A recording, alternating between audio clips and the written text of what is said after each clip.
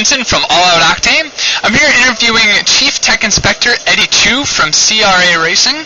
Eddie, you're a Chief Tech Inspector. What exactly does that entail for your job responsibilities? There's a lot to it. Mostly is making sure the cars are legal for all of the body rules and the engine rules and the chassis rules that we put in place for the racers out there.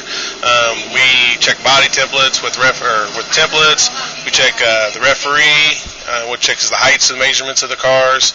The engine, we check them, make sure they're legal. The ignition systems, we have certain ignition systems they got to run. Basically the whole car inspection. We also keep during the race, we make sure that the cars are doing what the race director calls for during that time. But mostly just making sure the cars are legal the best that we can before the race, and then after the race, the things that we don't want to tear apart because of time consuming and stuff, we'll do after the race. So like engines and stuff like that, we'll do after the race. So sure. And so, how many series are you in charge of as far as tech inspecting goes? We have 4 different series that we do. The ARCA CRA All-Stars. I take it back. ARCA CRA Super Series. That's our leading one. That's one we started with in 1997. We have the JEG CRA All-Stars presented by GM Chevrolet Performance. That's our crate late model series. It's basically the same cars as what our Supers are, but motor's a little bit less motor. It's limited to crate motor. Then we have our sportsman class, which is, again, the same type of body style as the upper 2 divisions, but we allow a lot of stuff by weight penalties and stuff. We do a lot of weight penalty stuff on them. And then our street stock is basically a stock frame car, stock body car, 8-inch tires, things like that. So that's the 4 divisions we do have. So awesome.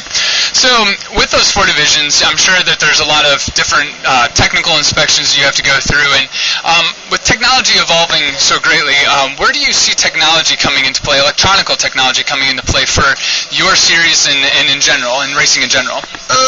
The biggest thing, I like with what we got going on right now is just the data collection. And there's a lot of data collection that racers do have on the systems and stuff. But what most people have an iPad or stuff like that, and we can do that with computers and stuff. We can use that information there to keep track of it better than pieces of paper. I'm all for it. You already got the equipment. You just utilize your equipment you have. Right. That's what I like with what we got going. The technology can go too far, and then and then you got to limit it because there's too many things cost-wise that gets involved in technology. So you got to limit it to a point that it's not costing the racers more money. They're not putting more money out there than what. But with it depends what you're doing with that technology. It's great. Sure, absolutely, and not just technology and money for the racers, but also I'm sure for the series, trying to buy the equipment and getting up-to-date equipment. That's probably an expense as well that you guys would have to consider as well. Correct, right? Yeah, just trying to keep up with what they got. A lot of times we've been really good about not having to buy a lot of equipment to do that. But there's some of the equipment that we get or process is great for what we're doing. Sure. Okay. And last off, I know that Competitive Edge Racing Software, whom I do a lot of marketing for, they have provided you guys with custom software this season for your technical inspection. So how exactly is that working for you, and what has it met your expectations so far? I feel as it really exceeded our expectations at this point because we're a lot farther along with us building it from scratch. Sure. We didn't really start on it until like January, February to really get rolling with it. To where we're at right now, I think we're leaps and bounds where I thought we'd be. We're actually using a system now.